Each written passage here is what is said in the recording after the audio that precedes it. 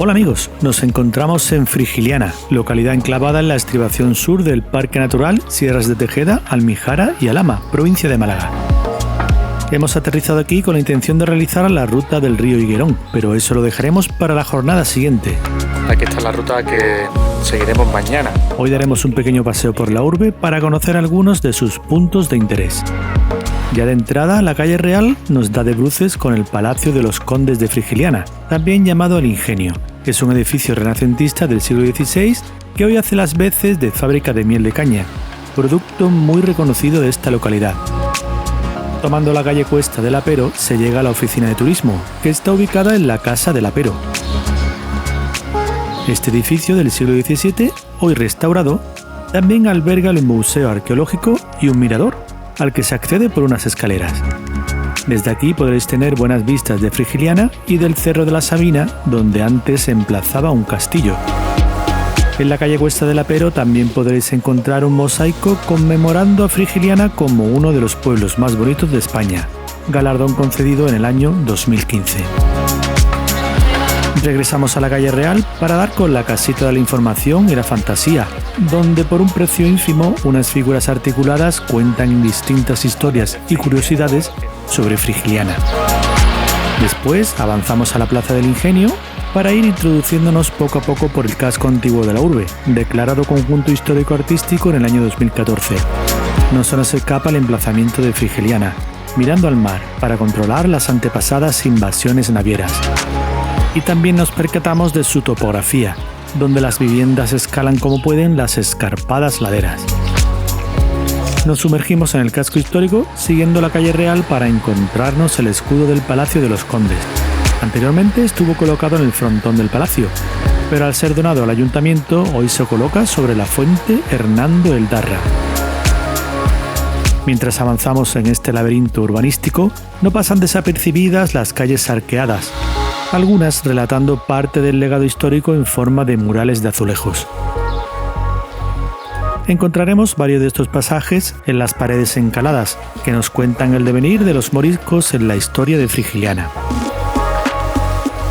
Los moriscos, musulmanes convertidos al cristianismo una vez fraguada la Reconquista, fueron expulsados finalmente de estas tierras tras sublevarse en el siglo XVI.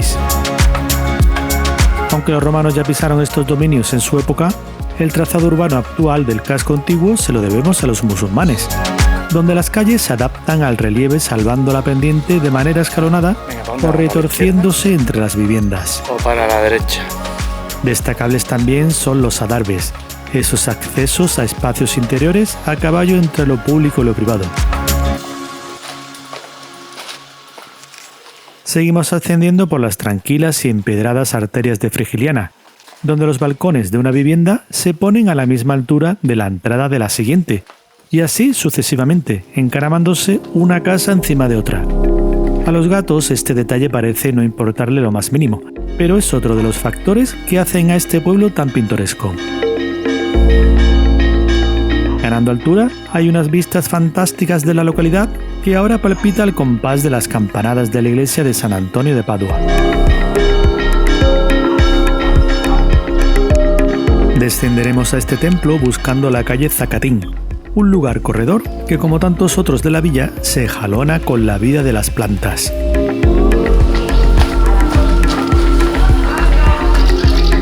La iglesia de San Antonio de Padua se construyó en el siglo XVII en estilo renacentista sobre los cimientos de una mezquita anterior.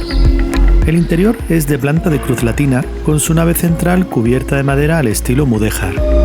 En la cabecera hay un altar clásico dedicado al Cristo crucificado, que está acompañado por las imágenes de San Antonio de Padua y de una Inmaculada.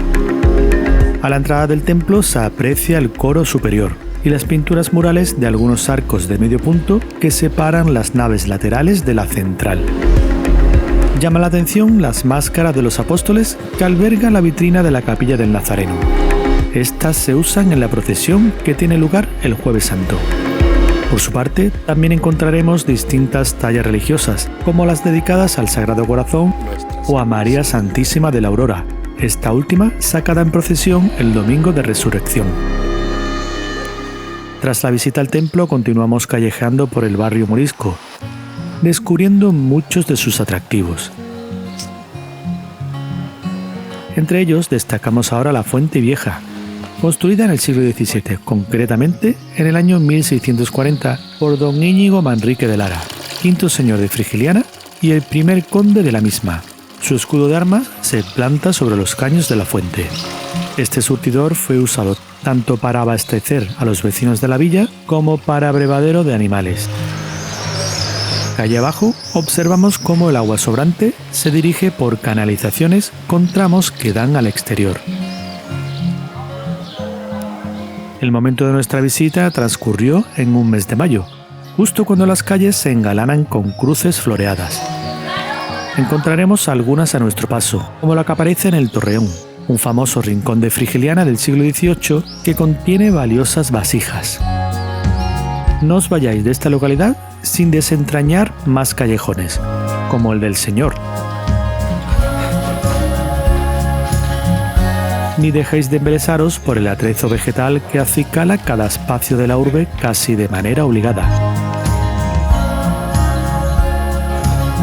Tanto es así que aquí hay una importante zona verde, el Jardín Botánico Santa Fiora, el cual recoge las especies de plantas que han sido útiles en Frigiliana a lo largo de la historia, como la caña de azúcar, el esparto, palmito, olivo o aquellas dedicadas a la medicina como el tomillo y el romero.